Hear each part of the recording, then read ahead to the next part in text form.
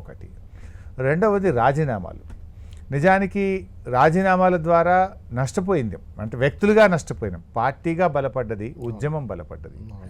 రాజీనామాలు కేసీఆర్ గారు పార్టీ ప్రారంభంలో డిప్యూటీ స్పీకర్గా ఎమ్మెల్యేగా రాజీనామా, తర్వాత 2006లో ఎంపీగా రాజీనామా, తర్వాత కేంద్ర మంత్రిగా రాజీనామా, 2008లో ఎంపీలు ఎమ్మెల్యేలు అందరూ రాజీనామా, 2010లో మళ్ళీ ఎంపీలు ఎమ్మెల్యేలు రాజీనామా. సో ఈ రాజీనామాల ఎత్తుగడ ఈ రాష్ట్ర రాజకీయాలను ప్రభావితం చేసింది. సో ఒక ఉప ఎన్నిక తెలంగాణ కోసమే మేము రాజీనామా చేసినప్పుడు పోటీలో ఉన్న కాంగ్రెస్ అయినా, తెలుగుదేశం అయినా, ఇతర రాజకీయ పార్టీలు, బీజేపీ లాంటి పార్టీలు అయినా అక్కడ ఏం చెప్పాలి? ఎందుకు ఎన్నిక జరుగుతుంది? కాంగ్రెస్ తెలంగాణ ఇవ్వలేదు కనుక మేము రాజీనామా చేసినాం. అప్పుడు మేము ఇస్తాము అని చెప్పాలి, మేము తెలంగాణకు అనుకూలమని చెప్పాలి, మేము ఖచ్చితంగా తెలంగాణ చేస్తామని రాజకీయ పార్టీలన్నీ కూడా తెలంగాణ వైపు అడుగులు వేయాల్సిన కంపల్షన్ను కేసీఆర్ గారు క్రియేట్ చేశారు. రాజకీయ వ్యవస్థను ఒప్పించడంలో మా రాజీనామాలు గొప్ప వ్యూహాత్మకంగా కేసీఆర్ గారు దాన్ని ముందుకు తీసుకుపోయారు. నెంబర్ 2. నెంబర్ 3, వారు కేంద్ర మంత్రిగా ఉంటూ కూడా రాజకీయ పార్టీలను దేశంలో ఒప్పించడము, అన్ని రాజకీయ పార్టీల లేఖలను కూడగట్టి 33 రాజకీయ పార్టీలను ఒప్పించి వారు తెలంగాణకు అనుకూలంగా ఆ రాజకీయ వ్యవస్థను ఒప్పించడంలో చేసినటువంటి ప్రయత్నం చాలా గొప్పది.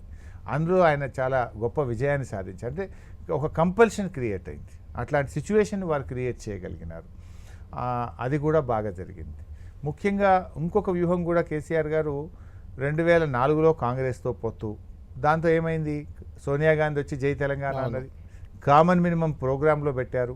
రాష్ట్రపతి ఉభయ పార్లమెంట్ సభల్లో తెలంగాణ రాష్ట్ర ఏర్పాటు ప్రక్రియను సంప్రదింపుల ద్వారా చేస్తాము అని రాష్ట్రపతి చెబితే చెప్పించారు. సో ఒక కాంగ్రెస్ పార్టీ కమిట్ అయింది, యూపీఏ కమిట్ అయింది. దెన్ 2009లో అప్పటిదాకా సమైక్యాంధ్ర అంటూనే, తెలంగాణకు అనుకూలం అంటూనే, వ్యతిరేకం అంటూనే ద్వైధీభావంగా ఉన్న తెలుగుదేశం పార్టీతో పొత్తు పెట్టుకోవడం ద్వారా ఒక ప్రధానమైనటువంటి రాజకీయ పార్టీని, ప్రధాన ప్రతిపక్షాన్ని జై తెలంగాణ అనిపించగలిగాడు. ఇంకా సిపిఐ జై తెలంగాణ అన్నది. సో అప్పుడు ఏమైపోయింది? రాష్ట్ర రాజకీయ వ్యవస్థ అంతా కూడా ఈ పొత్తుల ప్రాసెస్ ద్వారా ఏకాభిప్రాయాన్ని సాధించడంలో కూడా కేసీఆర్ గారు వ్యూహాత్మకంగా విజయాన్ని సాధించారు. ఇట్లా కేసీఆర్ గారు ఇటు రాష్ట్ర రాజకీయ వ్యవస్థను, దేశ రాజకీయ వ్యవస్థను ఒప్పించడంలో చేసిన ప్రయత్నము, రాజీనామాల ద్వారా జై తెలంగాణ అనాల్సిన కంపల్షన్ క్రియేట్ చేయడము, ప్రజా కదలికల ద్వారా రాష్ట్ర జాతీయ పార్టీ నేతలను, దేశం యొక్క దృష్టిని ఆకర్షించడం ద్వారా వ్యూహాత్మకంగా ఉద్యమాన్ని నడిపారు.